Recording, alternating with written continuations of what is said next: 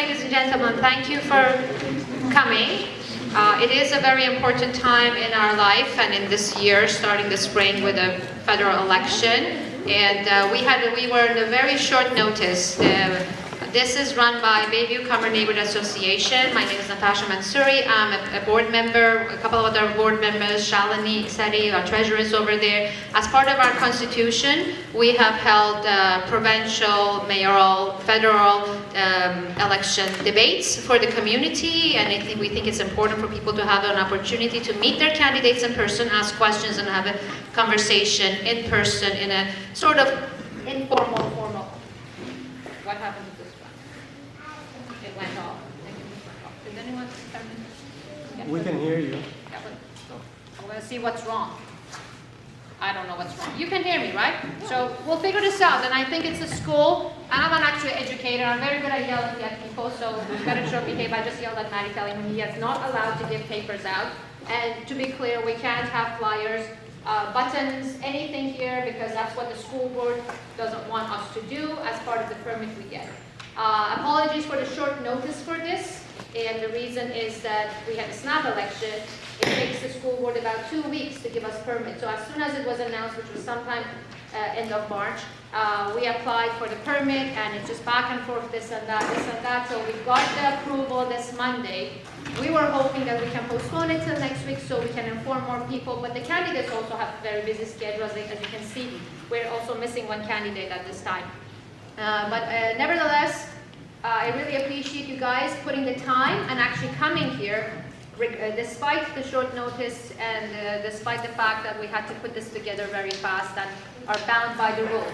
Well, I'm going to figure out how the mics are going to work, but there's no need to really introduce. We have Mr. Ali Asalsi, Minister of Transformation at this time, yes? No, just MP. Just MP Asalsi as our incumbent MP, and Ms. Christy Kerala, our candidate for the New Democratic Party, present here. Mr. Zishan Rahman is our moderator. He's professional, so that's why he's doing it. I'm not doing it. And he's quite very good at what he does, patient, not like me, jittery. So he's going to be moderating the debate or the discussions here. We do have a series of questions that we thought might be relevant to ask, but at the same time, we respect your right to say, we're here, we have our own questions. So we'll leave it up to you guys if you want to say, we'd rather have our own questions and not go with your questions. Or you might say, you guys start with a question, maybe we like the questions, because the questions are relevant. It's about the series of things that are happening in our country, and we do care. That's why we're here. So we'll leave it up to that. But before that, just to... There's something with these. I would like to see if I can play the national anthem. So we start with a higher respect for our country in this nice evening. And personally, I have not seen or heard anything nicer than children, Canadian children, singing the national anthem. So that is my favorite. I will see if I can play that for you if these things cooperate with me. Technology has its pros and cons, so let's see if I can get that. I can get that. If you don't mind rising, please. And singing! Oh, Canada, our home and native land, to page the bar in all the sun's command, that's a bus and roads and a il s'est porté la part.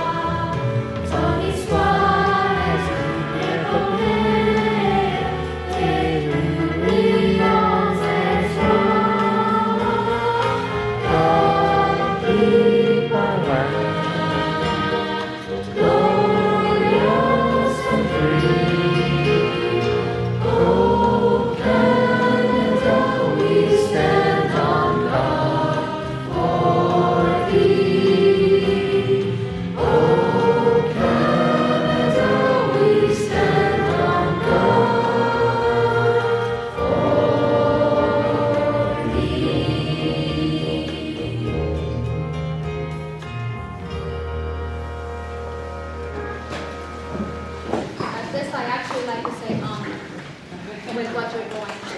Right? So without further ado, by the way, washrooms, very important. Gentlemen, you can go through that door over there, the blue door, and there's another door there will lead you to the washroom. And ladies on this side, if you need to use the washrooms, we do have some snacks in the back in case you get bored, but I highly doubt that there's anything boring happening tonight. Am I correct?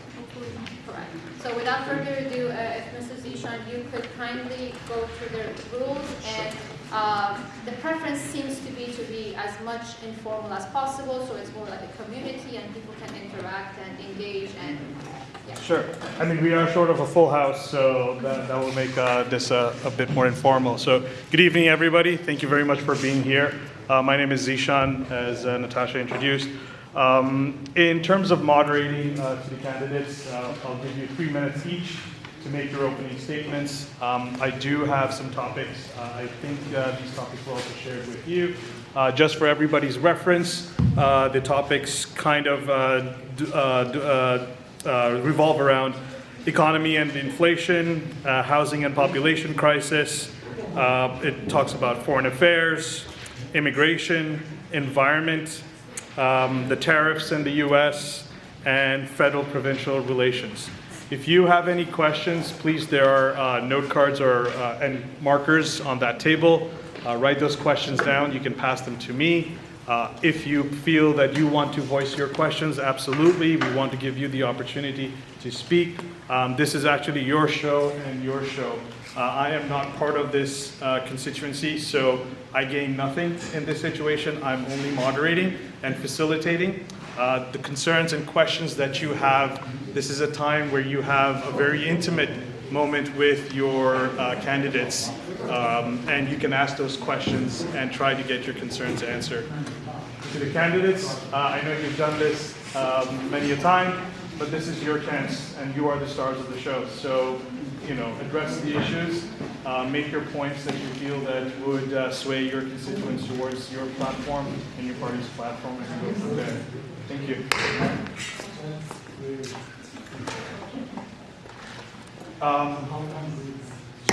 Prior to going into the questions, when I ask a question, I'll address it to both of you, because if we had 4 candidates, it would make it easier to kind of shift between a few differing. So I'll just open the floor to both of you. You'll get a couple of minutes to answer on that topic, and then we move on from there.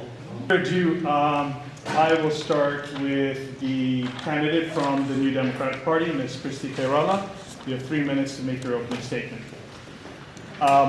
At 30 seconds left, I will gently tap, or I will just kind of wave to you, so you know you have 30 seconds left to conclude your statement. Thank you. Can everybody hear me okay without the microphone? Mine doesn't work. Hello? Hello? Yeah, you can use that one. So let's try that. Can everybody hear me now? Yes. Speak louder. I think hold the microphone as close to yours. Yeah. I apologize. I do not have a booming voice. There we go. Thank you.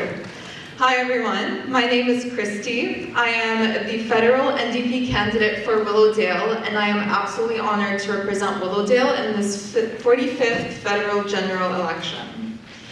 I came to Canada, like many of you, as a teenager with my family. And having gotten here, I worked very hard. I worked 3 jobs, and I got myself through university all by myself.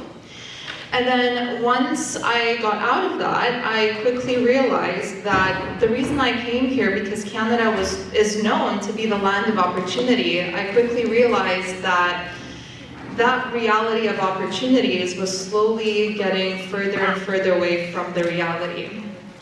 And this is why I am running for office, because I believe that people like me, hardworking people, young people, people of all ages, deserve to own a home, deserve to have an affordable life and live in dignity, and they deserve to pay rent and groceries at the same time.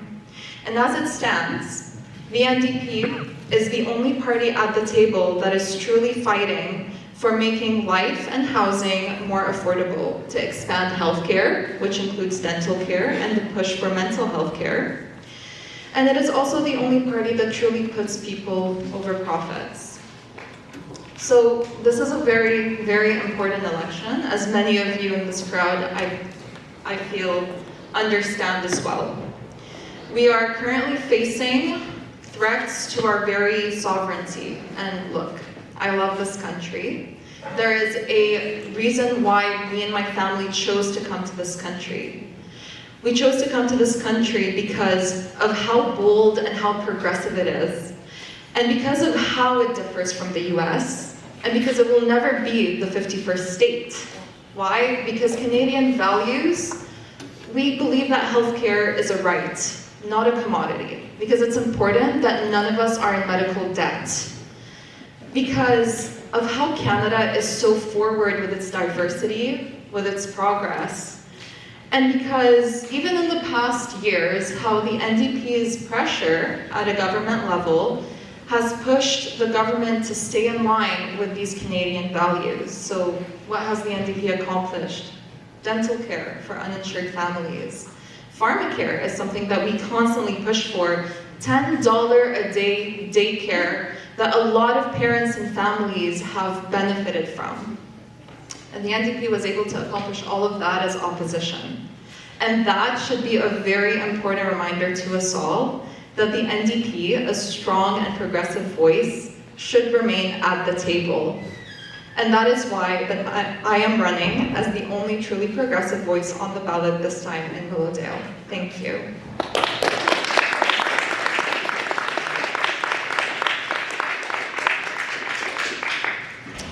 Thank you very much, Ms. Kairola. My name is Ali Assasi, and I have had the honor of serving as the Member of Parliament for this riding. Thank you all for coming out this evening. I wanted to thank the Bayview Cummer Association for having made this possible, especially Ms. Mansouri and Zishan as well. Thank you for moderating this. This is one of the staples of having an election. For us all to get together, have the opportunity to hear each other, and we do a fair bit of that at doorsteps, but what better way for everyone to get to know the candidates than venues such as this. I should say this is the second debate that we have been invited to, and I personally find it somewhat troubling and disappointing that the Conservative Party candidate, again, has chosen not to show up. And I should say, I think the most important responsibility of anyone who runs for public office is to be accessible. And I spend a lot of time actually meeting with people at my office. If they let me know that they would like to meet, I meet with them at my office. I can assure you that none of the people that I have seen here today have ever reached out to me, have never asked to speak to me, or to share their concerns with me. So that's why I find it a bit upsetting that they would subject all of you to this. But all to say, debates such as this and getting together in a community setting is important. Because it's important during an election, it's always important, but in particular during an election, to have an opportunity to hear everyone's concerns and to hold each and every one of us accountable. And for that reason, I have to say again, I just want to emphasize this point, I want to say I find it very disappointing that the Conservative candidate once again has made a point of not appearing. And I say this because all of us here know that there were 4 candidates who worked very, very hard for the Conservative nomination in this riding. They were out and about in our neighborhoods, talking to many of you for over a year. But unfortunately, approximately 10 days ago, orders did come in from Conservative Party headquarters that none of them would be allowed to stand in a nomination, and that it would not go to the constituents of Willowdale to decide who the candidate is. A candidate was selected approximately 10 days ago. I would have thought that candidate would make themselves available so everyone would get to know them and the person could be held to account. But this is a second debate and I have not seen any evidence of this candidate. That having been said, this is without any doubt the most consequential election in our lifetimes. The things that we are experiencing as a country, the menace from the south of the border, is something entirely new. What we are witnessing, yes? 30 seconds. Just letting you know that there's 30 seconds. Sure. What we are witnessing suggests that the old order, which served our country so incredibly well, is no longer something we can rely on. And this is a time for us all to recognize that we really, really have to be at our best as a country. We have to come together. We have to listen to each other's perspectives, because anything less than that will mean that our identity, our sovereignty, and our economic security will be at stake. Thank you. Thank you very much, Mr. Asasi.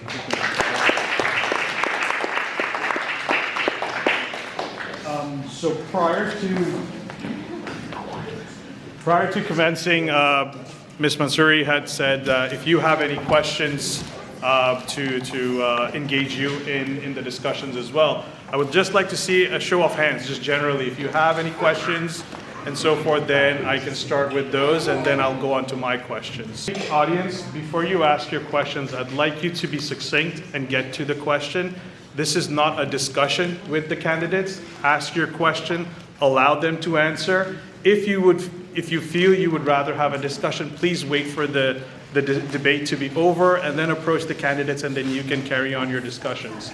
I will cut you off if I find that you are going into that kind of a mode of asking and kind of going into a debate or discussion. So I highly recommend that you just focus on the specific type of question you want, present it to them.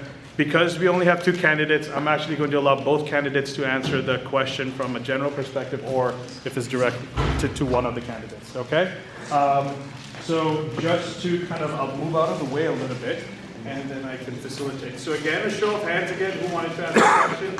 So I'll just start from this side, Jess. So you just showed it up? Yeah, that's fine. If you feel you want to, This gentleman had his hand up. Okay, Want to okay. say it? I'm not okay, no problem. I'm a resident of North York. I'm not a resident of Cummer Boulevard. I have a lot of respect as I drive and all the medical institutions on it. And I gotta say that my experience is having a strong community neighborhood association. That's the backbone of Toronto. It makes Toronto great. So I applaud you for doing this. There hasn't been enough debate. I'm really happy to be able to ask our MP, Mr. Lassie, a question. I know you've been an MP for almost 10 years, but I wasn't aware that your background is an international trade lawyer. I got to imagine that that's going to be a help to the Prime Minister or the next Prime Minister, Carney, as an international trade lawyer, having your experience in cabinet. Can you comment a bit about that? And also my friend from the NDP, I'm sure you're very qualified too, so by all means, give you 2 cents with the aspect of international trade and Donald Trump and the big demon and the thank you. So would it be correct to say you're concerned about the tariffs and how it will? Yeah. I'm just All right. interested about the international trade aspect that I didn't realize our MP had that expertise, but perhaps you could share with us. Sure, yeah, I mean, I will go first as obviously someone who does not have experience in cabinet. I do have experience in real life and working like everybody here. One of the things that is at the forefront of my mind is making sure that our jobs are safe. Can you use the microphone? Sorry.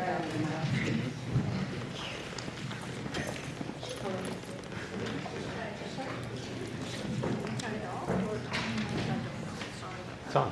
Maybe just a little loud. Yeah, it's working. It's working. Thank you. Hi. Okay, do you think standing up?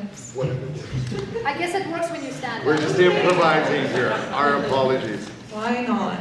Hi, everyone.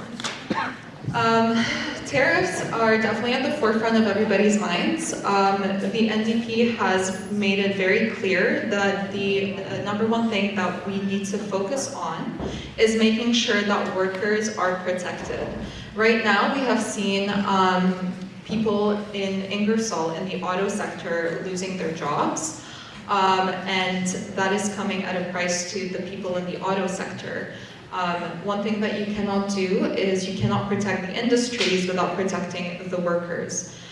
So that is something that, as someone who is also in the working force, I'm very deeply stressed about, is losing an income when things are already very unaffordable and unattainable, such as housing, such as paying for rent.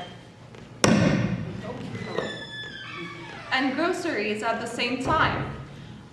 So essentially, this is what the NDP would be pushing for, is a strong and united front on all parties to make sure that the workers are protected. And then in terms of foreign affairs, like you've mentioned,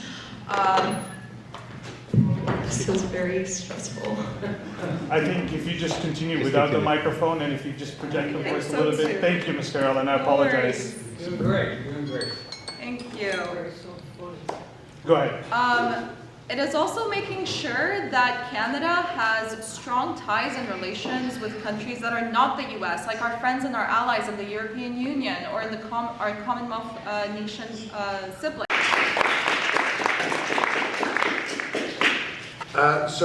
Thank you for that question. Very kind and very gracious of you to ask that question. I would preface my answer by saying this is a time, as I said, which is consequential for our country, and I have no doubt that every one of us have perspectives and experience and expertise that we have to draw on. But insofar as my experience in international trade litigation is concerned, having gone to law school, I decided this was the niche area that I would devote my life in law to. So I worked with some of the leading trade law practices in Canada. I did do a stint both with the province of Ontario, with their trade law branch, and with the Department of Foreign Affairs for another year, a one-year stint, and ultimately also worked down in Washington, D.C. At a big American firm on some landmark trade litigation. But just to explain the strategy that our country has pursued so far, it was imperative as soon as we understood that the Trump administration meant to upend the global trading system, that we pull all of the premiers together, that we actually come up with a national strategy. Because as you know full well, each one of them have certain strengths and certain vulnerabilities as well. So we use that mechanism to bring all of the premiers together.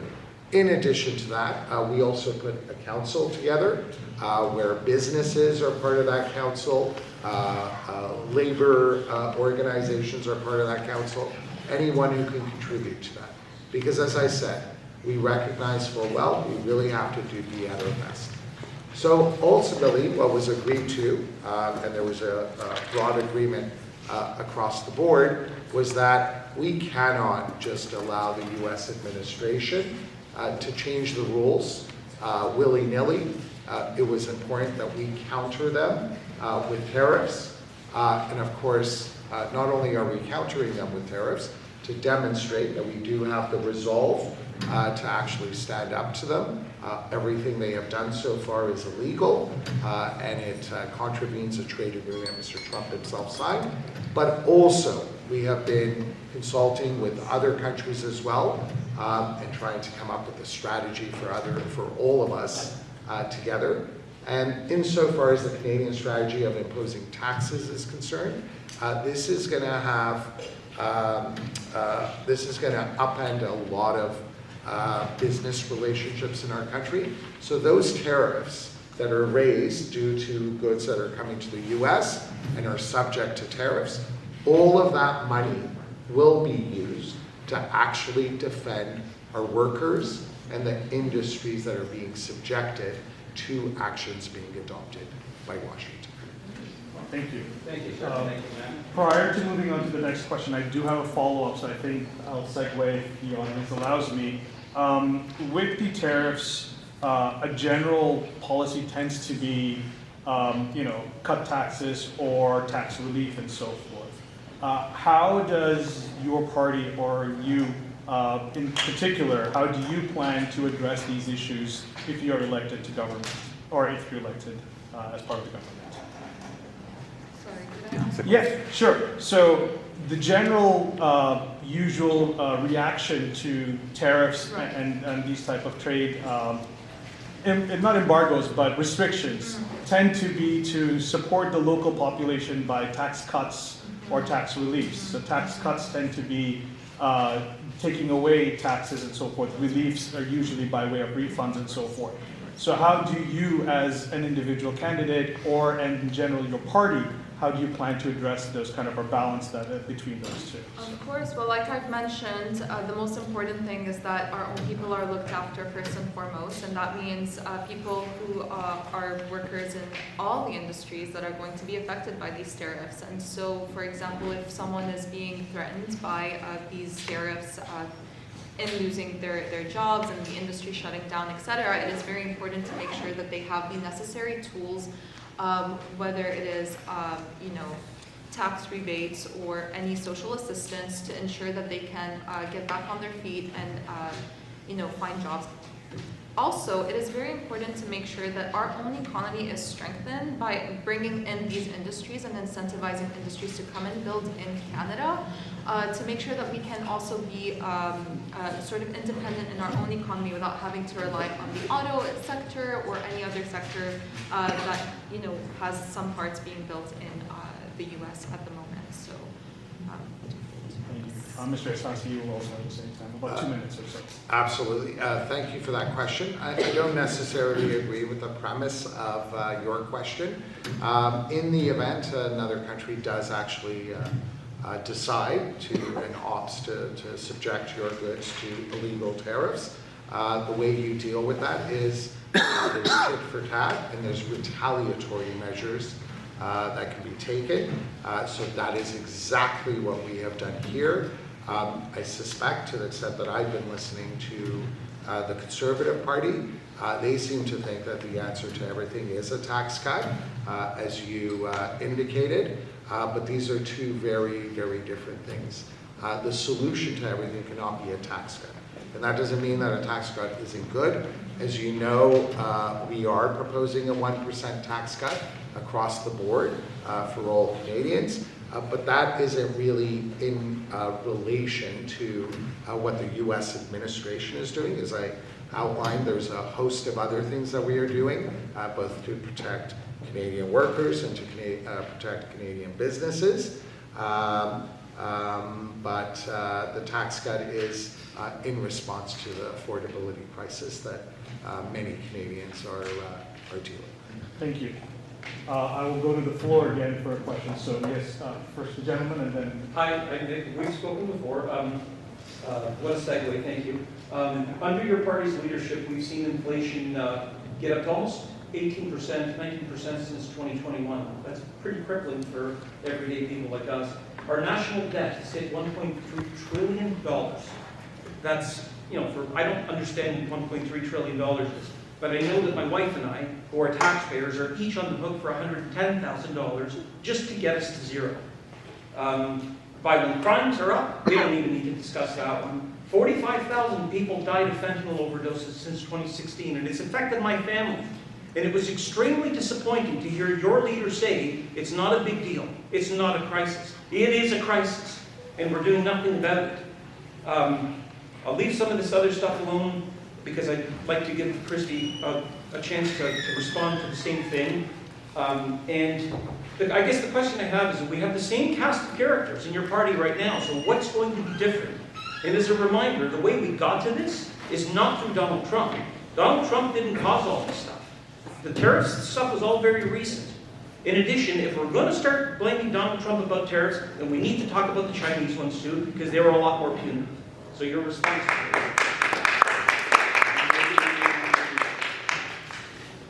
I have A few different questions in there. I mean, so many things were jammed So- in there, and I would like to go through it point by point. Correct, I understand. So there was a But question that I was mean, the direct. question was a minute and a half, and then I can't. No. If you can So provide me a bit more time. let me break it down a little bit so that it assists both of you. So there was a question that was very specific to you, Mr. Asasi, about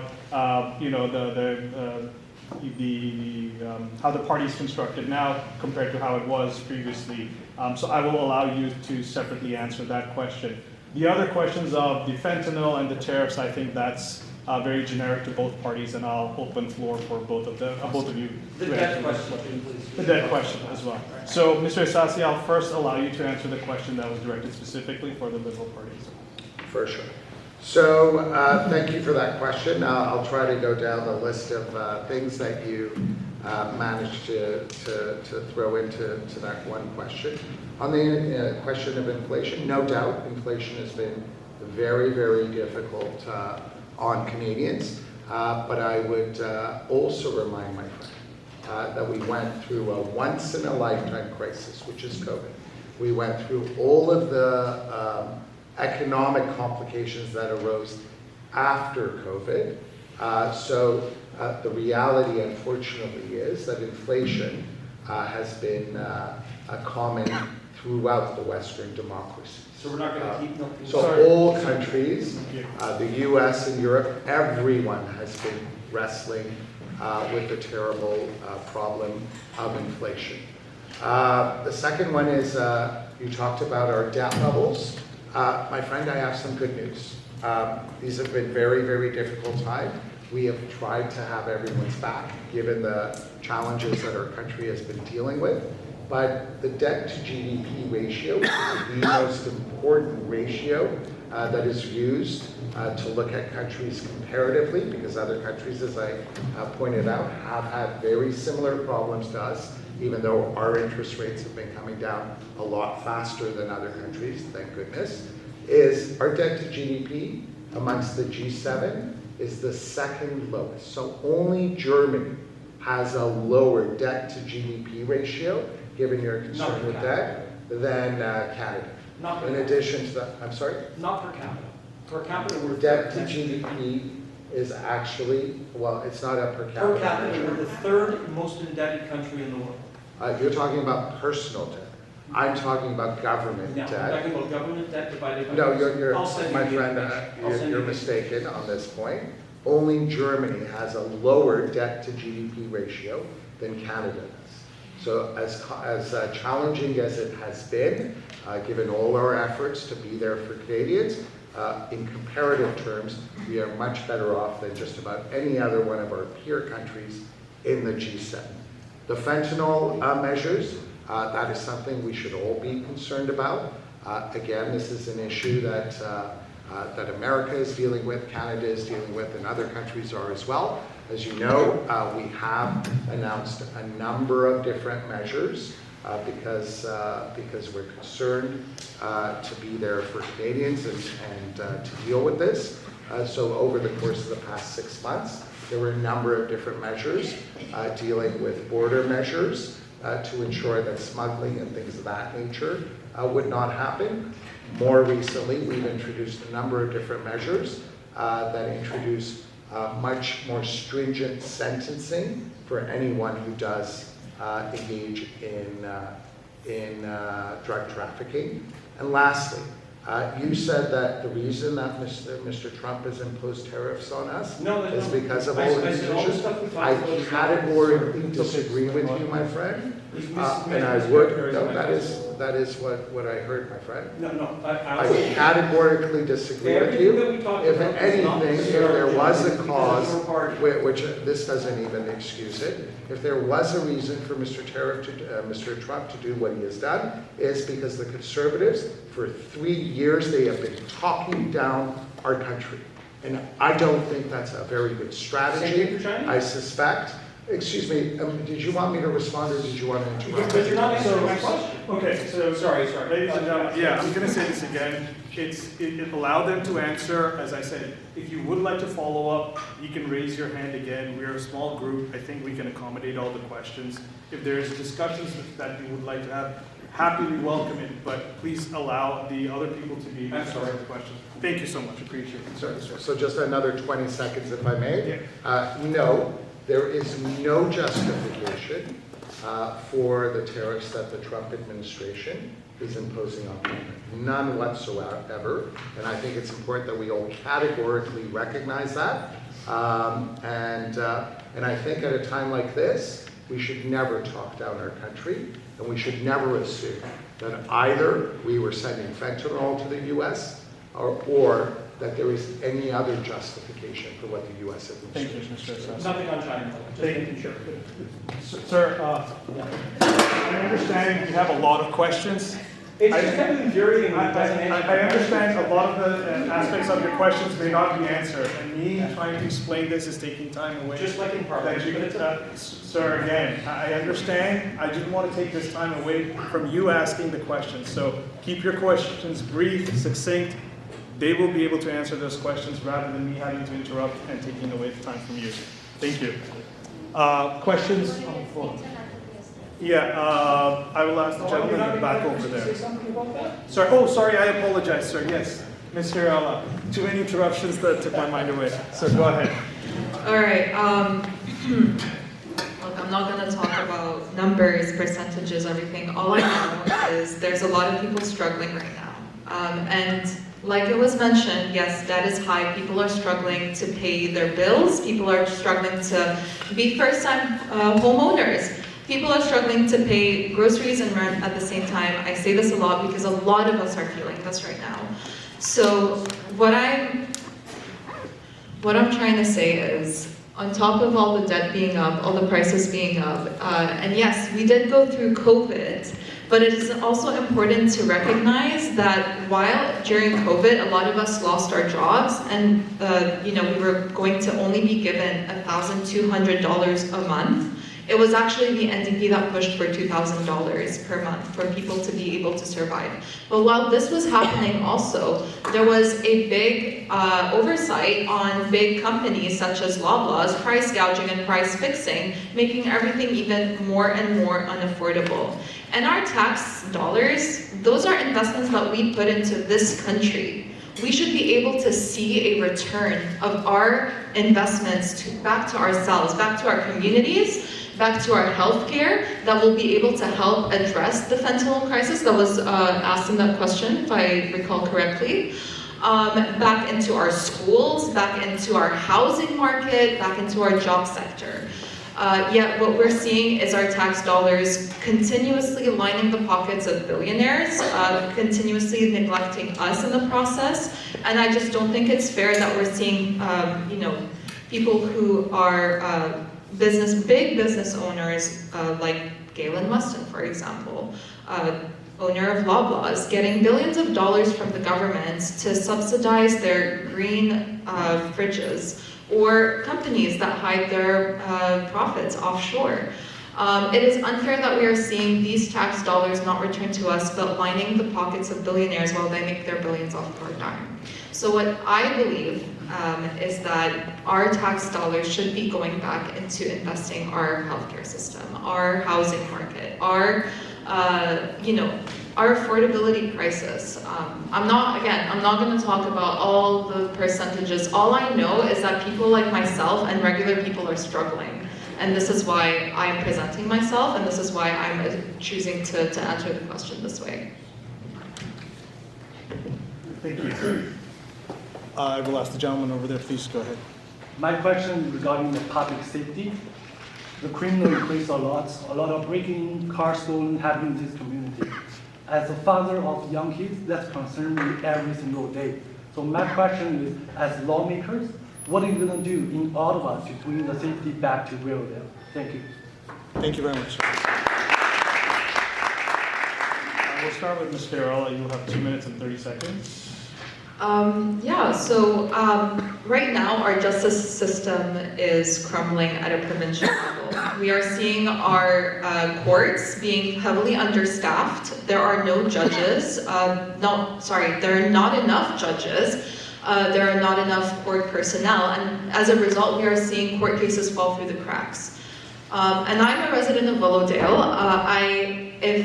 anyone of you here was at the last debate, I was very candid about my own personal experiences. I've experienced home invasion twice. My car was stolen, and what the response that we got wasn't on par with what we thought we would get because of how how strained our justice system is. And that has been an oversight from the conservative government over here. But also, it is also the onus on the federal government to make sure that our provincial government are properly staffing these courts and making sure that our justice system is is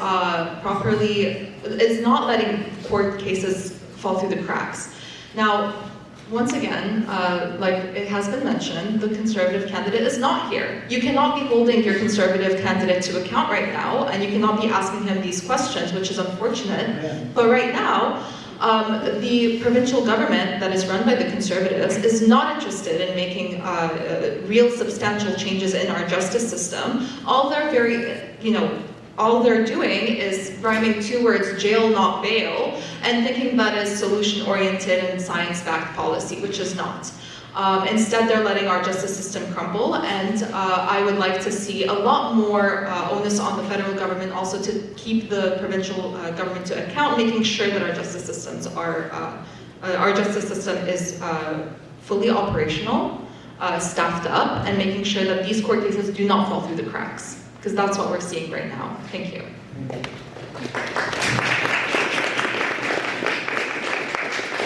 So thank you for that question. You're absolutely right. The levels of crime we've been seeing in our riding and indeed throughout Toronto is absolutely unacceptable, whether it be car theft or whether it be home invasions. I would first echo some of the concerns that was raised by Ms. Quirola. She's absolutely correct. A lot of these issues are issues that fall under provincial jurisdiction, and the reality is that insofar as our provincial courts are concerned, for a lot of these crimes that you have mentioned, they are starved of resources. They are starved of Crown attorneys. They are starved of resources that would allow for detention centers or for prisons. So all of us in all three different levels of government have to do a much better job. And as you know, the federal government is not responsible for our police services. Police services don't report to the federal government. However, for example, on the issue of car theft, given that car theft was happening from in Toronto and much of it was being transported to the Port of Montreal, we did convene different levels of government to come together, and the numbers are down considerably. Now, in recognition of the problem that you have identified, we have now, in our new platform that was released, we are changing the onus of proof on individuals who actually engage in organized crime, or car thefts, violent car thefts, and things of that nature. So we're changing the legal system, so the process of actually convicting individuals that are responsible for home invasions or car thefts is much better, and we can see much better results, hopefully. Thank you. Any other questions on this side? Miss? There was a gentleman standing here before. I understand. I will shift between both sides. I'm just trying to, so lady over there, please. Yeah, go ahead. This question is for Mr. Excellency. You have been MP for so many years. In two fields, I'm very concerned to see what changes actually you will do. One of them is immigration, and another one is homelessness. So in general, like the federal government, what, like if you guys are elected again, so what will you do different compared to what you have done? For sure. Thank you for that. That's a great question, and I can assure you that my constituency office here, they spend so much time on all the immigration cases that you mentioned. So that's a very significant one. I think it's important for me to acknowledge that after COVID actually occurred, what did happen is as we were taking on consultations with businesses small and large. They made it abundantly clear to us that the only thing they thought would be standing in their way of growing their businesses was the lack of workers. So we did raise those immigration levels, but as you know, after approximately 10 months, the government realized that those levels were far too high, and it put a lot of stress on the system. So that was one particular thing. The other thing, as you know, is that there are a lot of colleges in places such as Ontario, some of them not necessarily doing such a great job educating young Canadians and foreign students. So we also levered those levels as well, because in the span of 6 years, they had tripled the number of students who were coming from abroad to attend some of these colleges, not so much the universities, but colleges. So that we changed as well to take some of the pressure off the immigration streams that you were talking about. We have also indicated that we are keeping immigration levels at the levels they were 2 years ago until there is an economic justification for raising those levels once again. Thank you. Sorry, I have to get to all the questions, so I'll also allow Ms. Carola to answer, because it was a general question about immigration and homelessness, so I'll allow you to answer that question. Absolutely, thank you for that question. So right now what we have seen is for far too long, immigration policies have caused a lot of damage in our communities. We have seen strains in the healthcare system, we've seen strains in the housing sector, in the job market, etc. But also at the same time, you know, we sell that dream of Canada and that ideal for immigrants, and then when they get here, you know, there's no support. There's no support for them, and then we strain densely populated pockets of this country, like Toronto, with immigration, with very open, you know, very abundant immigration. There should be incentivization. There should be incentive for immigration to fill pockets where the labor market is in crisis, right? So, for example, I've been across this province in my line of work. I've been to the north of Ontario. I've been all across eastern Ontario, and what I can tell you is there are places like Sudbury, Sault Ste. Marie, the north, and you know, above Algoma even, where highways are crumbling, where labor shortages are deeply felt in the communities. Across eastern Ontario, you'll see places like Belleville, Bay of Quincy, Cornwall. All of these wonderful, beautiful places have so much potential to build a more prosperous economy. So what we need to create is an incentive for immigration to not be so focused on densely populated pockets of this country. We should be putting incentive to developing the rest of Ontario, which, by the way, is a powerhouse, an economic powerhouse for this country. But we're failing. We're failing at the immigration level. We're failing the immigrants, the newcomers, and we're also failing Ontario. We're failing the rest of Canada. So this is what I would suggest, is putting incentive to make sure that, you know, those kinds of support and those labor shortages are filled across the provinces. If I may add one more thing, it is absolutely disheartening to see how many people come from their own countries and they're doctors and dentists in their own countries and are driving Ubers here. We should also be focusing on making sure that they get those accreditations in this country so that they can also fill these gaps, because we are seeing a lack of family doctors, etc. I can hear the timer. That's my 2 cents. Thank you. Thank you very much. I will recognize all the hands. I'm just trying to go around as best as I can with also the time that we have. So the gentleman on this side, and then I'll come on this side, and then we'll go around. Thank you. I'm going to bring up a topic, but if neither of the party knows what I'm talking about, I'm going to request 15 seconds to briefly explain it. Be succinct, sir, so yeah, go ahead. Perfect. Do either of the parties know what is IPCA? Okay. IPCA is International Parental Abduction of Children. And I'm bringing this topic up because the father before me and the lady before me mentioned about crime and mentioned about immigration. IPCA is when one parent takes the child, a Canadian citizen, from Canada to a different country and basically abducts them. Since 2021, I personally have come across 14 cases of IPCA. This year itself, I have come across 2 such cases. I am one such case as well. I would like to find out from either of the parties what they would do to bring awareness to this issue, what they would do to bring back our Canadian citizens home, what they would do to bring back our children home. Thank you. Mr. Sassi, you can have, I'm going to restrict your answer to 2 minutes, just so that we can get through all the answers. Sure, absolutely, 2 minutes, okay. First of all, my friend, I wanted to thank you for the leadership that you have demonstrated over the course of the past, I know about it for a year. You have done an exceptional job bringing together families that are dealing with this very heartfelt challenge. But the reality of the matter is, and I know full well that you're in touch with Foreign Affairs. They are doing everything they possibly can to assist as well.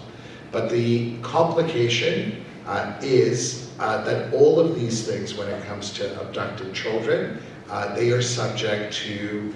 It is absolutely, disturbing, right? It is absolutely deplorable that this is happening in our societies. That being said, I am not the most aware of this topic that you brought up, and I will be very, candid, and also I will acknowledge that I am not the most educated on that topic, but I will also, as a candidate here representing the NDP, can promise you that I will be doing my due diligence and my research on this topic, and you have my information. If we can have a separate discussion after I look into it, but we can definitely agree that this should not be happening, and efforts should be put into making sure that families, feel safe and have their children with them, and not be subject to such a disturbing, phenomenon. Thank you. Thank you. Thank you. The lady in the glasses over there. Sorry, I already gave you a question. Did you want to voice it yourself, or do you want me to? Okay, sure. Thank you. So we have a question, a general question to the both of you. The cost of food and food insecurity are growing concerns. This being caused by extreme weather, droughts, and floods due to climate change. Loss of affordable food due to tariffs and wars, and shrinking farmland due to urban sprawl and unnecessary highways. If elected, how will your party protect our diminishing Ontario farmland, particularly in light of proposals to reduce federal oversight of environmental assessments? So I'll allow Ms. Kerala 2 minutes, and then Ms. Rosas. Absolutely. Thank you for that question. Yes, urban sprawl is definitely something that is eating up Ontario farmland. And we saw that under conservative leadership at a provincial level that tried to sell off our public marshlands and build unaffordable housing on it, masking it as housing solutions. That being said, prices for groceries are going up. So what the NDP has promised to do is put price caps on essentials. And that is not something that is far-fetched or not rooted in reality. And the reason why is because, like I mentioned before, big grocery giants are price gouging at every chance they can get. They are price fixing. We have seen it over and over again. It is not normal that people are paying hundreds of dollars on weekly grocery runs. Those are essentials. Also, the NDP has, at a provincial level, championed the efforts of making sure that unnecessary highways are not, first of all, being paid for with taxpayer dollars and then sold off to foreign companies that end up, charging us tolls for it. but also have been champions for farmers in Ontario, for the dairy sector, for the farming sector, and we obviously stand in full solidarity with our farming industry. We believe that the farming industry should be protected in Ontario and not destroyed with, the construction of unaffordable housing on marshlands, the highway projects that we are seeing eating up Ontario. Thank you for that question. Thank you. Mr. Assassi. So thank you very much for that question. That's an excellent question. Obviously, the challenge of food security, insecurity is very, very real in our country, as the challenge of inflation insofar as it applies to food. So one of the things I actually did last year is I introduced a motion which actually obligates the Minister of Agriculture to look into how we can reduce food waste in Canada. Because the reality of the matter is, all the studies that have been done demonstrate that far too much food in our country is wasted. And to make this comprehensive, the motion that I actually brought was to look at the production of food, the processing of food, the sale of food, and that's why it was called looking at the continuum from farm to fork, and fork of course means when food is presented on the table. Every stakeholder I spoke to said that there was so much more we could do as a country to reduce food waste in Canada. What we are seeing is various provinces, various regions are doing really good things to reduce that, but I think it's very important that we now have a national framework and that the federal government assist in sharing best practices across different provinces in our country. That particular motion, it was agreed to by 3 of the 4 parties, so it was adopted, and I'm very excited to see our country focused on this issue. Thank you. Questions on this side? Miss, right over here. I will get to you. Thank you for the opportunity. So I'm asking a question that really concerns a lot of the community members here and across Canada. So as a lot of us know, the UN Human Rights Council and other independent bodies, human rights organizations have called on all states to seize the sale and transfer of weapons to Israel immediately following the various rulings and stances of these human rights organizations, concluding that Israel is committing genocide and genocidal acts in Gaza.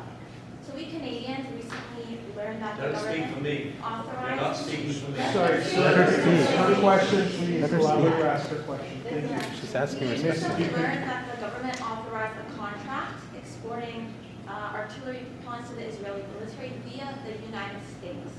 Despite Foreign Minister of Affairs Melanie Joly, her explicit commitment to halting such transfers, the government's explicit commitment to halting these transfers. A report from the Canadian Peace Research Institute reveals that a company based in Quebec secured almost an $80 million contract to produce artillery propellants to the USA, a portion of which is being supplied to Israel.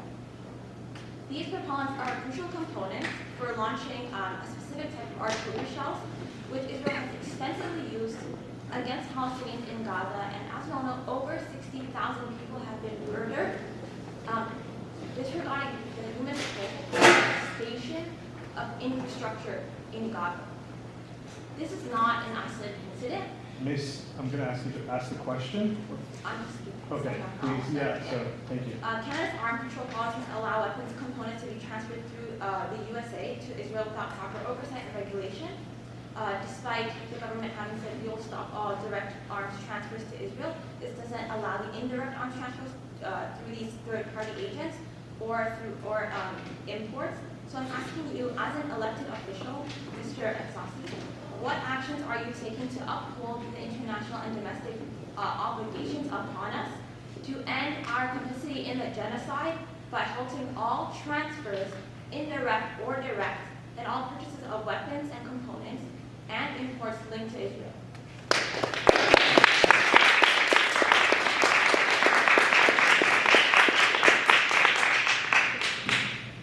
Thank you for that question. I should say that what has been going on in the Middle East has been the toughest issue that the vast majority of MPs are saying they've had to deal with.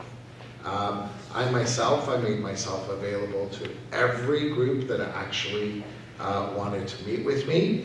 I can say truthfully for about 2.5 months, I must have met with over 100 different groups.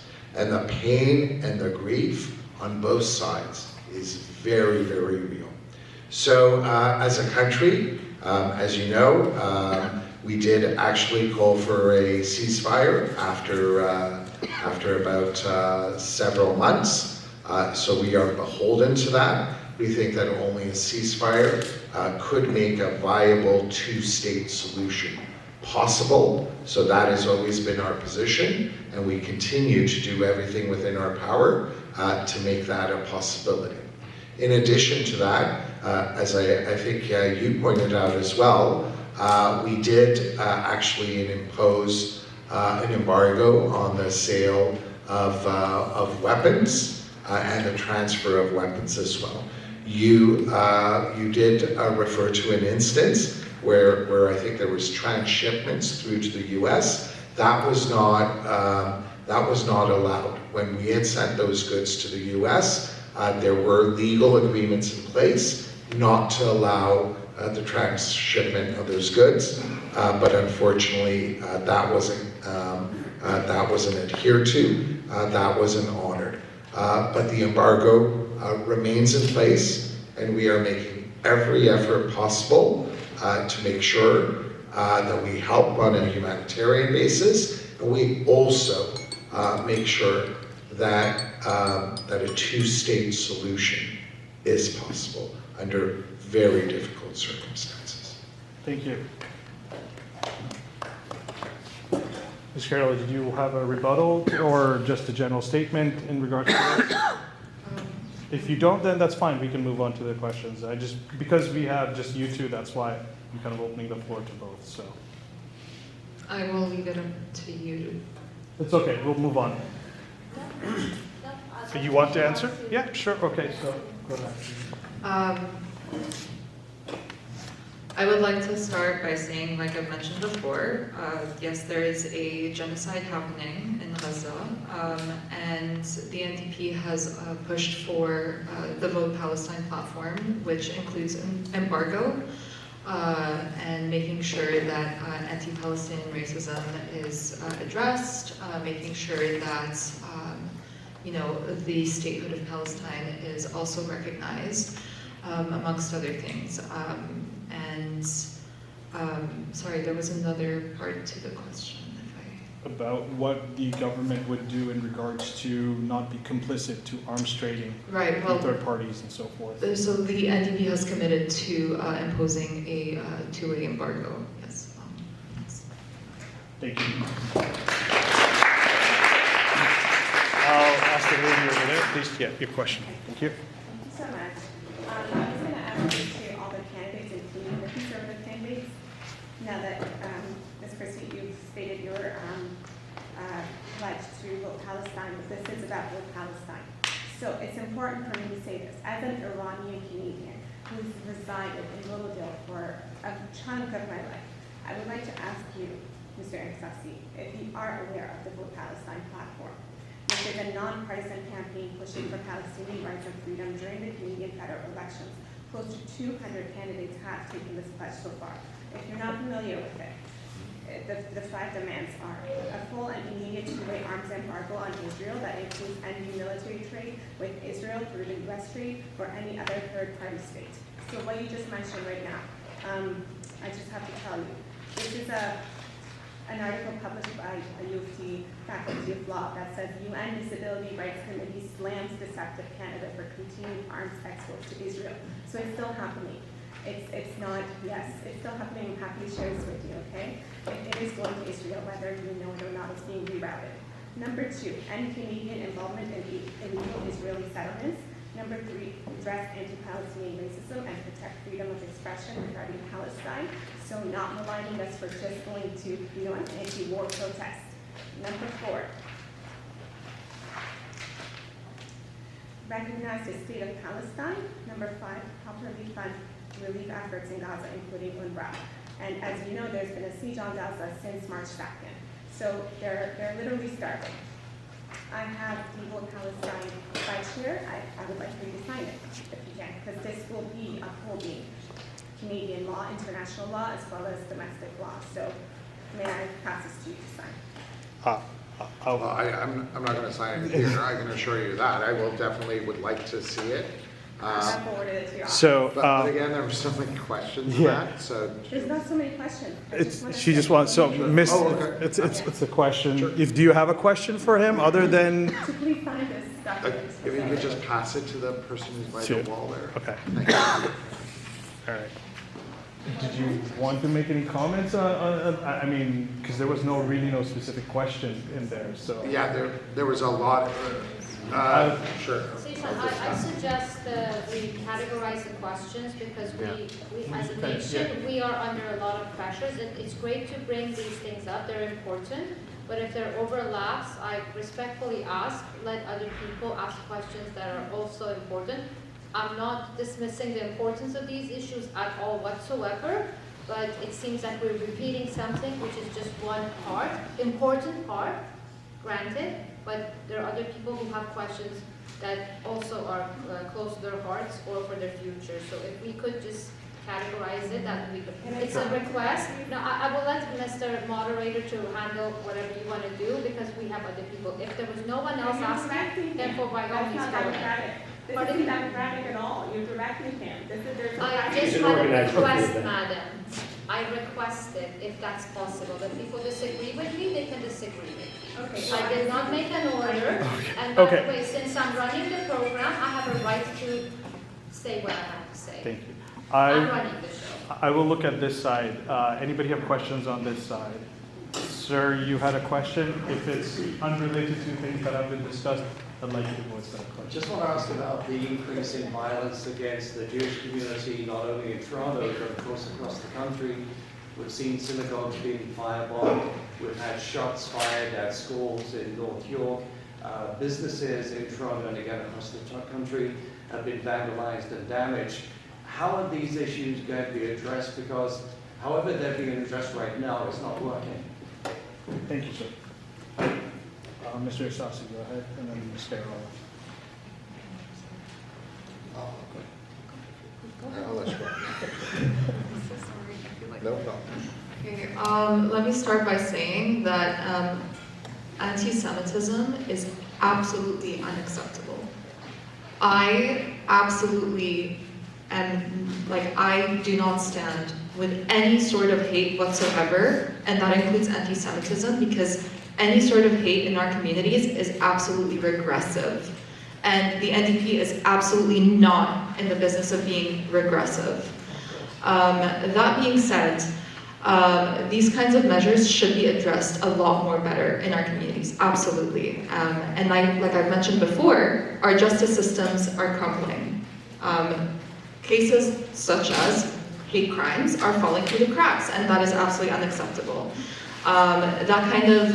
These kinds of actions should be addressed quickly and promptly, and should be addressed with the level of severity that they require. So that's where I stand on that. Thank you. Thank you. Same sentiment. Obviously, hate crimes are intolerable. They should not be allowed in our country, and we have seen far too many instances of that. We've seen it against members of the Jewish community, but we've also seen it against members of the Arab community as well.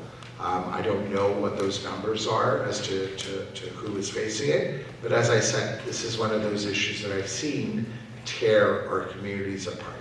So what we have done in the platform is in the platform, and we released this approximately a week ago, is that we are criminalizing anyone who tries to impede or harass anyone's access to a place of worship, to a community center, or to a school. Because some of the incidents that we have seen around our country are very, very disturbing. And obviously, we have to be very vigilant when it comes to hate crimes in our country. Thank you. I'm going to ask a question here to both candidates, and maybe that kind of steers the focus onto domestic politics a little bit. And just before I ask this question, I want to premise that it's a question about healthcare, but I think it has many facets to it, i.e. the immigration policy, i.e. for example, the housing policies as well. And so taking all of that into account, and federal-provincial relationships. So taking that into account, you can answer however you choose to. So in the past, previous federal government has negotiated billions of dollars worth health agreement between the province and the federal government to enhance health services, particularly home and community care and so forth, to address the needs of the aging population. In the constituency of Willowdale, I believe there is also an aging population here as well, a very prominent aging population. And it is also now seen that there's going to be a projection as to more money going into the healthcare. While healthcare is a provincial issue, but there is also a federal responsibility.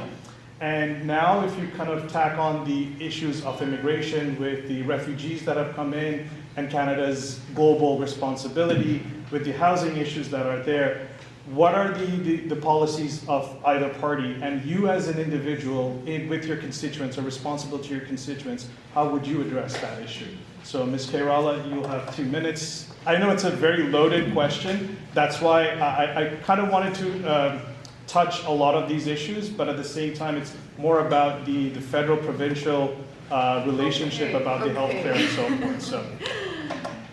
Sure, yeah, so we have seen under conservative leadership on the provincial level, healthcare absolutely crumbling. ERs are closing across the province. There is no incentive to retain doctors.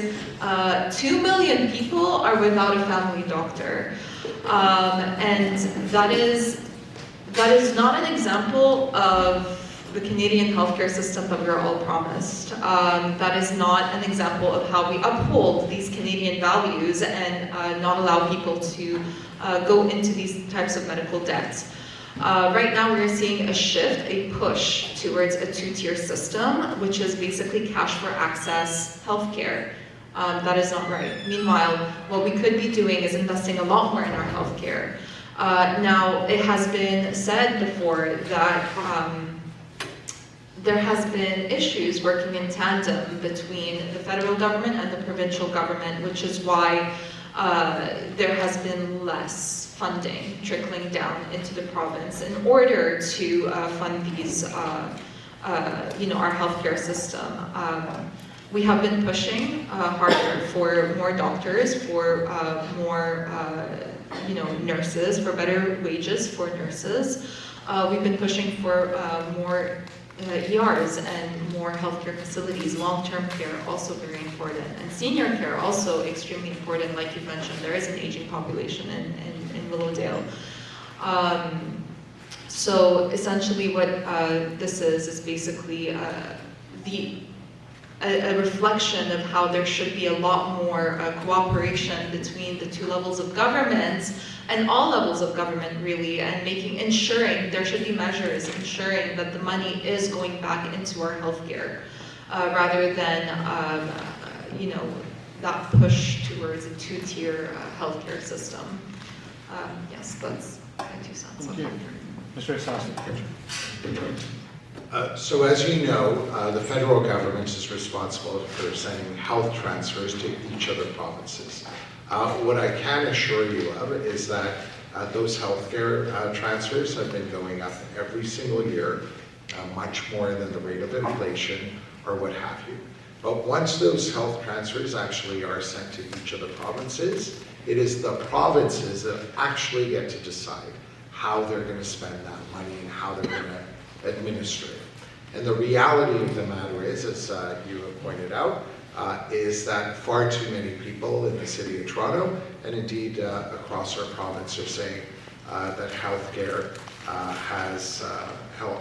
has been on the incline, and it's very, very troubling. So I would certainly hope that the province of Ontario would do a much better job spending resources on our hospitals. What we have done, given the issues that you have identified, of course, was we're dealing with it not only by providing health transfers, but also dealing with it through the lens of affordability.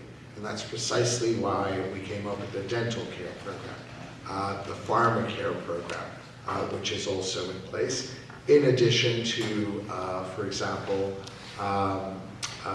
making diabetes medicine free, because approximately 30% of our seniors suffer from diabetes. So it's important that we get that particular piece of the puzzle right as well. And lastly, given that you were at the intersection of healthcare and seniors, we are also saying that we will increase guaranteed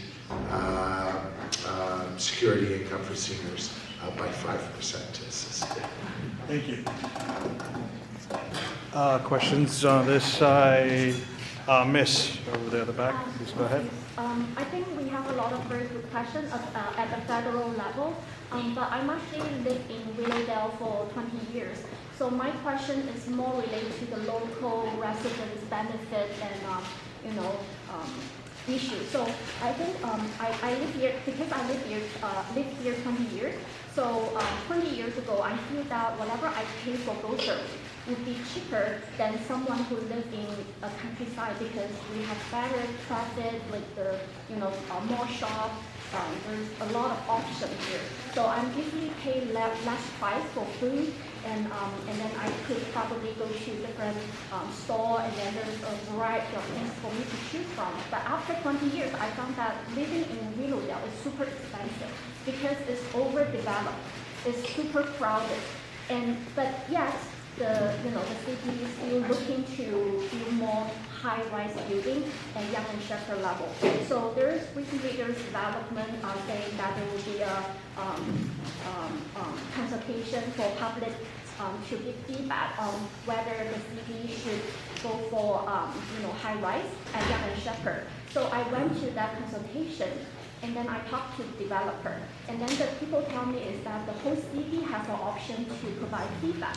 Then I said, well, because if you do the development, it will harm you the most, because the pollution when you do the... I have to ask you to ask a question. Okay, so my question is, for building the shelter and also developing young and shelter area, because this is our local issue, can you just give your opinion on how do you view those development? And then if we have concern about safety because of the shelter, if we have concern about overdevelopment because the resource competition, the healthcare, childcare limitation, how are you going to help the local residents? Thank you. Okay, so the question is about overdevelopment of a community. I think I can generalize it that way. It's also about affordability. So I'll leave it at that kind of general comments, and then we can take it from there. So it's affordability in Willowdale. This is a constituent in Willowdale. You're running as an MP in Willowdale. So her question is about affordability. She's been living here for 20 years. It's more about how you will help the local residents to raise the voice, because I think if the consultation comes from the whole Toronto, it's not fair for people who getting impacted the most, right? So how can you help us to lobby that kind of happen? Because I think for survey, you should also listen Thank to you, the Miss. local. Yeah, I understand. Okay, so it's about how they have a voice when policies are made. And I think I also took away the affordability aspect as well, and about the changing diaspora in Willowdale and so forth. So. Absolutely. So affordability has been at the forefront of everybody's minds here in Willowdale. Like you mentioned, yes, grocery prices are up. I do believe that essentials need to be capped. People shouldn't be punished for paying more prices just because they don't live in a dense area. But this is something that the NDP has brought forward in order to ensure that people can afford their groceries, as putting these price caps on essentials at the grocery store, so that you're not worried about how you're going to put a meal on the table at the next time you're in line in the checkout. In the checkout line. In terms of zoning, yes, Willowdale is an increasingly it is getting more increasingly dense with the population. The NDP has actually always supported the rezoning of housings in order for homeowners to be able to do whatever they want with their own properties, which means if they want to add more units to their properties, they can do so. This is something that we've championed, such as fourplexes, but we've seen a push against these kinds of things that would drive more affordable living in our communities by certain leaderships, mainly at the provincial level as well. But on a federal level, we've always supported that kind of rezoning structure. And also, with the 30 seconds I have left. Shelter as well. Shelter. Because we are also building shelter. So she's asking about the shelters, an overabundance of shelters that have been also built. So how does that? So I don't believe there's an overabundance of shelters, actually. I believe that housing is a right, and there should be transitional places for people to go to in order to regain a footing and be back into society. And I think it's something that we should be championing as a community that is, that is concerned about affordability. Is that he eliminated the consumer carbon tax, and the reality was a lot of people will tell you that's the most effective way of doing it, but when something becomes very, very divisive, it's not for politicians to decide. If the Canadian public is saying we don't like this, whether we agree or not, you're supposed to respond, and that's exactly what Mr. Carney did. So on the environmental front, the two aspects of our approach will be that big polluters will pay, which ensures that it's not consumers who are actually paying those levies, but the big polluters who have to pay. And the second aspect of our platform, insofar as the environment is concerned, is to incentivize Canadians who want to switch to green technologies for them to be incentivized through a number of different means to make those changes more feasible and more popular as well. But I think what we are seeing, given all of the developments in the States, is that once again, we are going to see a lot of Canadians step up and make sure that in this space, in the environmental space, Canadian companies prove how innovative they can be and how they can lead in the world. Thank you. So on the environmental front, the NDP has always championed investments into green jobs. So what this looks like is our transit system can be using a lot more support. People are feeling a little bit unsafe, for example, using the TTC, but also are facing a lot of ineffectiveness using the TTC.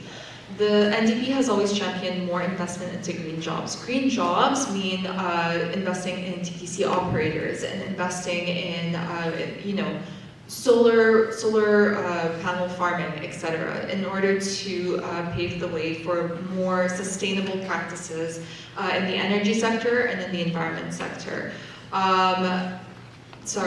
There was another part to this question. In terms of revitalizing, like diversifying the internal industries and energy sector. And Absolutely. And that in part does, sort of expand that sector that we already have. It is about putting the money in the right places, and that means investing in our community well-being, making sure that the TTC is operational. For example, the TTC, but there's also the GO, there's also transit systems all across Canada. ensuring that these green jobs are being taken care of, are permanent, and are jobs that people can rely on. That in turn stimulates our economy as well. And in terms of the carbon tax, the onus should not be on the consumer. If you look at how pollution goes, it's not the consumer that contributes mainly to carbon emissions. It is the big polluters. It is big industries of gas and oil. And so instead of subsidizing these industries, the onus should be on them to repay whatever carbon emissions they are putting out into our own environments. Thank you. Thank you. Question? Sir, I'll ask the question. So, my question is from Ms. Carola. So, speaking about your background, coming from the war or starting from scratch, as a hard worker, we speak the same language. Right? You feel the pain. Okay? That's obvious. But I'm an entrepreneur with I own a few businesses in Willowdale as well. My question is, this is a serious, serious matter, representing 100,000 people. I appreciate, I value your knowledge and expertise in communication, in media, but you, with all respect, if I'm wrong, correct me, you have not run a large-scale program. How could you represent 100,000 people in Ottawa? Please. Sorry, I am not really interested in answering questions that It's not undermine personal. my qualifications. We all start somewhere. I am a very young voice, yes. I'm also the only woman on the ballot. Which I appreciate.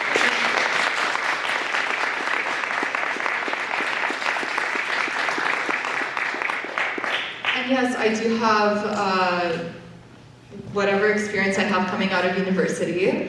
Obviously, we all start somewhere. What I want to represent in this campaign is the young voice that is unable to afford a home, right? So for example, when I'm going to be looking at my first home, I'm also going to be competing with corporate landlords that have dozens of homes. So while I'm looking for my first home, they're going to be looking for their 12th home. I don't think that's fair. So that is the voice that I'm representing at the table right now.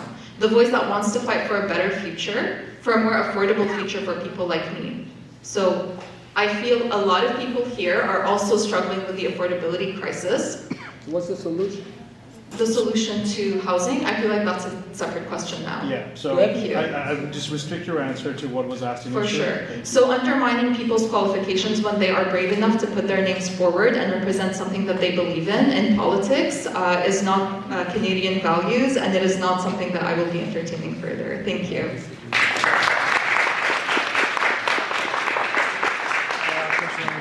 Go ahead, sir. There's a lot of noise over there, I can't hear. Sorry. Okay, so ladies and gentlemen in the back, if you could just keep it down a little bit. We are really close to the end, so we'll just get the last few questions in, and then we'll proceed from there. Thank you. Go ahead, sir. So this election's been quite hard for me to decide. More recently, I decided on a candidate to vote for. I am very, very impressed with Mr. Asasi, particularly his community engagement. While I was the president of the BCNA, he was always engaged and he always remained committed to our community.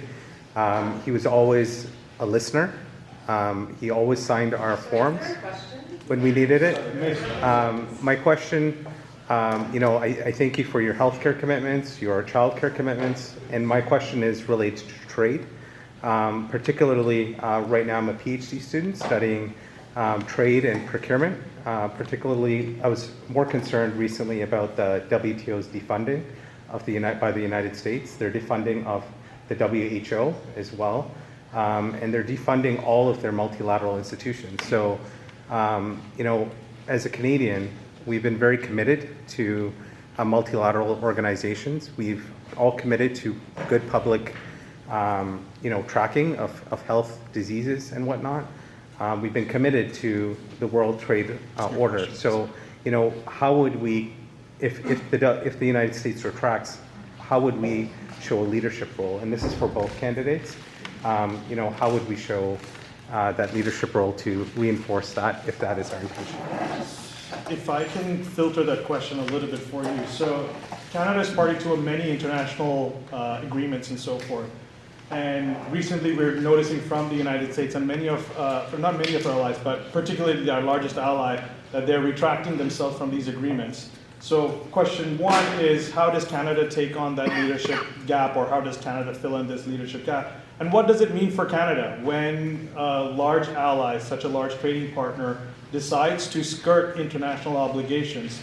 How do we hold ourselves accountable? Do we hold ourselves accountable? And to what degree, and so forth? So go ahead, Mr. Asasi, and then I'll get through.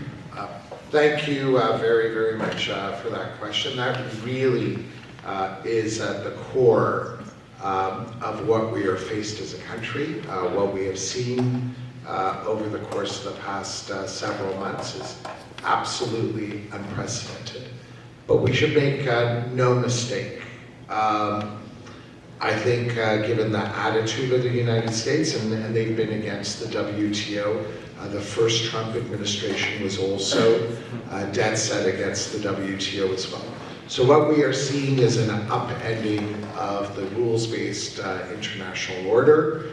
We are seeing serious attempts at undermining multilateralism. And I would remind everyone that one of the countries that was the best and greatest beneficiaries of the rules-based order in the post-war period was Canada, because we're a very, very trade-dependent country. But I think to deal with the challenges that we are seeing from an unreliable neighbor to the south, it is important that we really learn how to diversify our trade partnerships with other countries.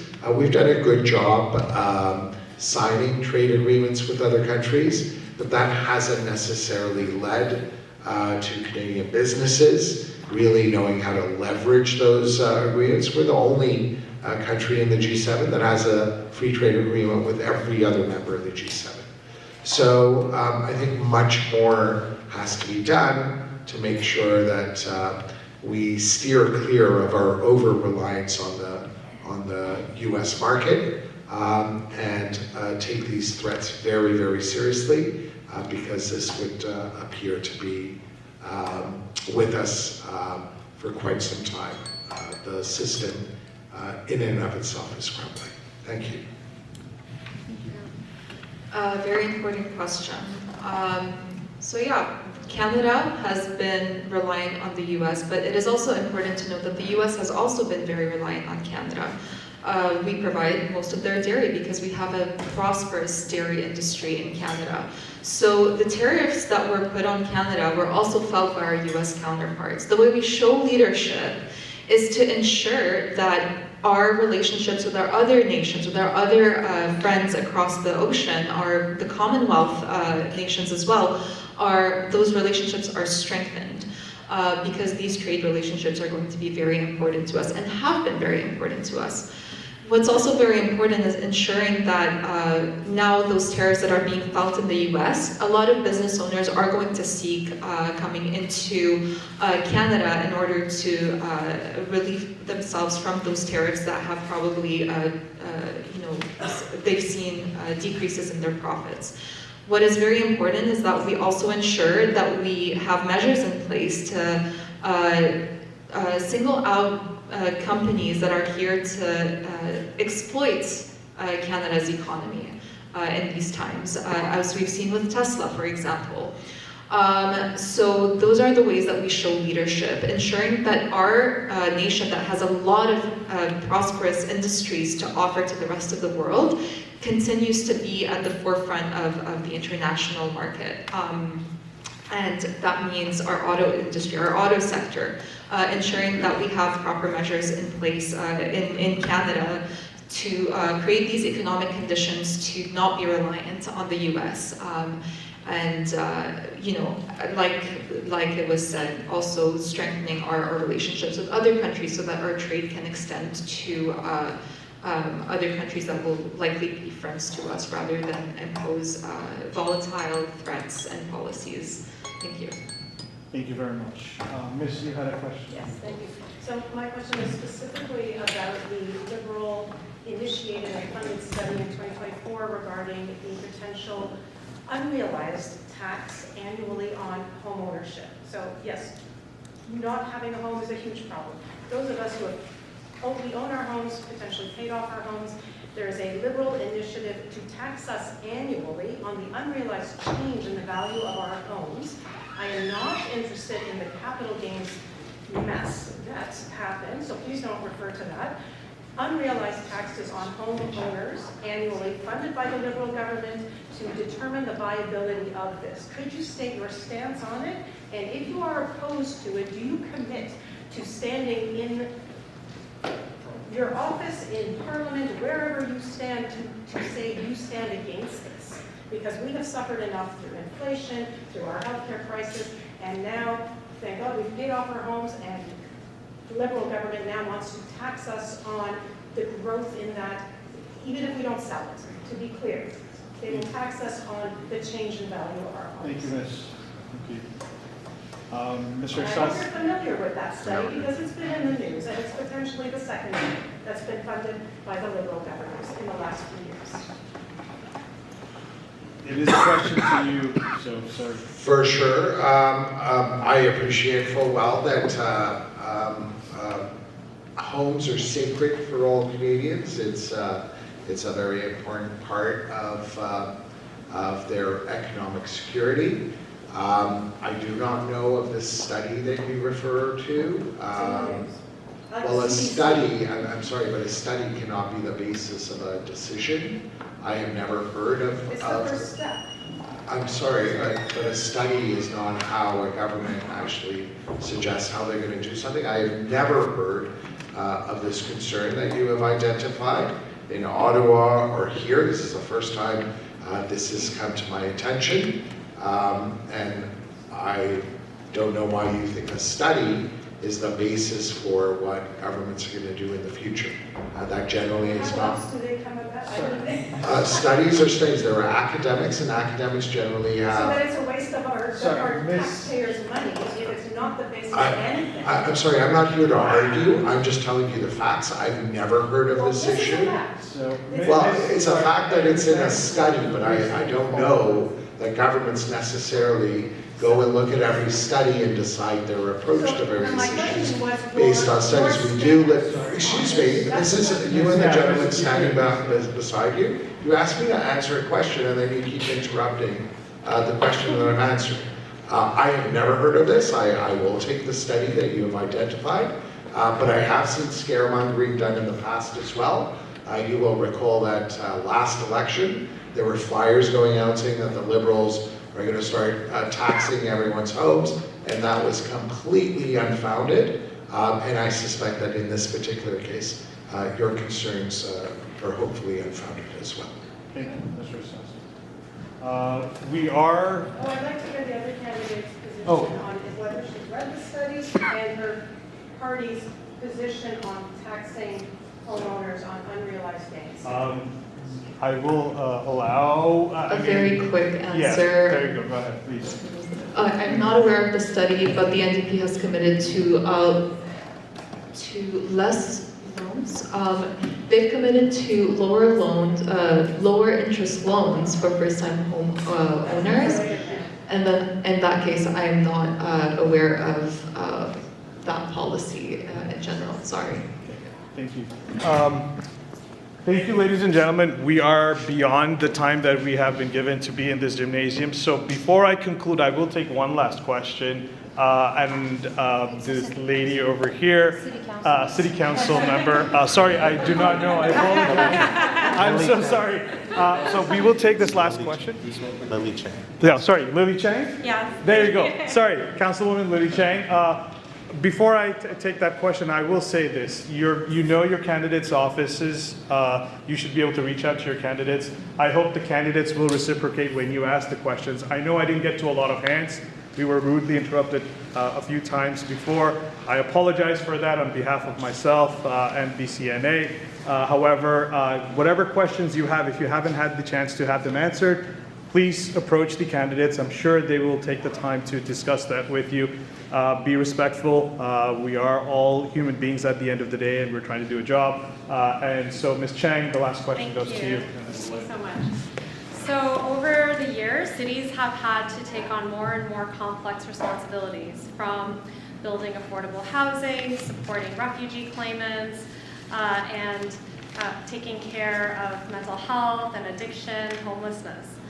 And we find that our fiscal framework leaves us challenged to solve these problems. Now, I do want to acknowledge the federal government, has provided funding for our Line 2 state of good repair car replacements, as well as the Housing Accelerator Fund. So it's not that federal government hasn't done anything, but the Federation of Canadian Municipalities has been advocating for the last 2 years that cities across Canada need a new fiscal framework.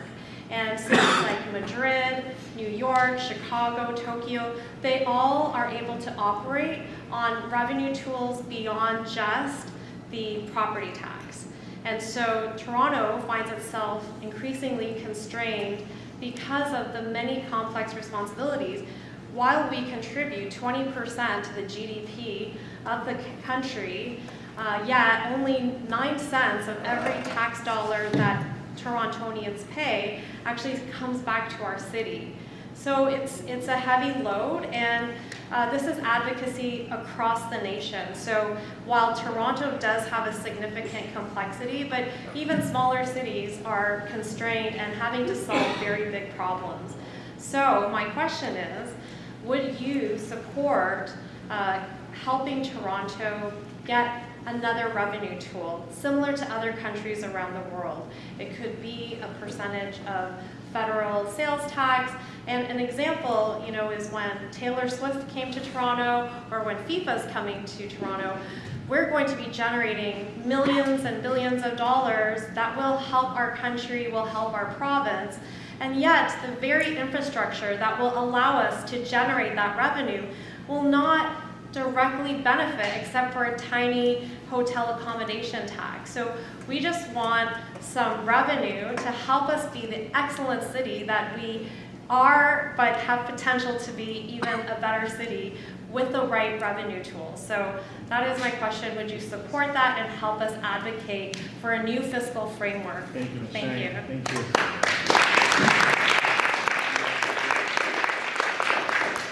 Ms. Farrell, I'll open the floor with you, and then.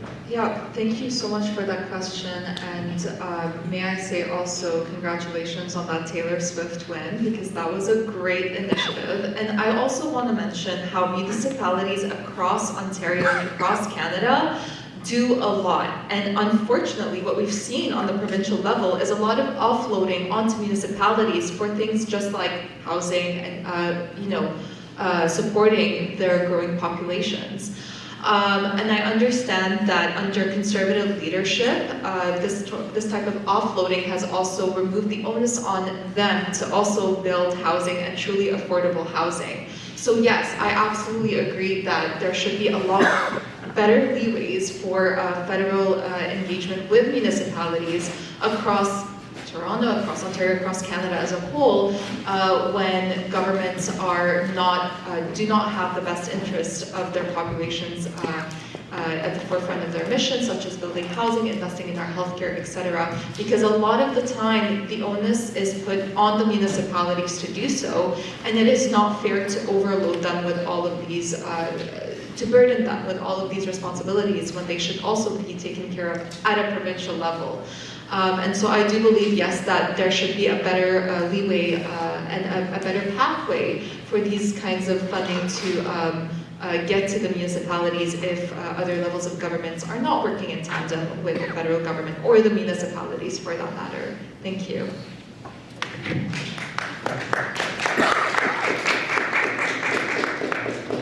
So thank you very much for having raised that issue. That's a very significant issue to consider and examine. I would say, quite simply, I think Toronto is the greatest city in the greatest country in the world. And that means that we constantly have to examine how we can make sure that a city such as ours has all the necessary revenues to keep it as the best city in the country. Essentially, if we look at our federalism, it has been a growing tree. Things evolve and things are, and levers are developed and policies are shaped, given the dialogue that constantly takes place between all three levels of government. So, and I also know that the Federation of Canadian Municipalities is always engaged in dialogue with the federal government and often comes up with very good ideas, which ultimately are adopted by the federal government.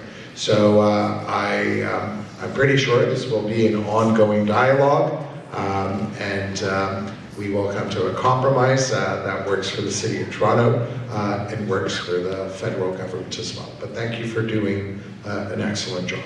Thanks.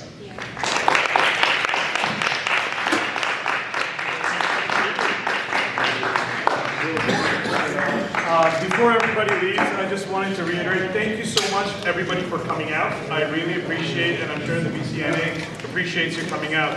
As I said, many questions were not answered today. I know many hands went up. I encourage you to send those questions to the candidates, reach out to the candidates' offices, and reach out to the candidates themselves to ask those questions. I will also encourage that you make your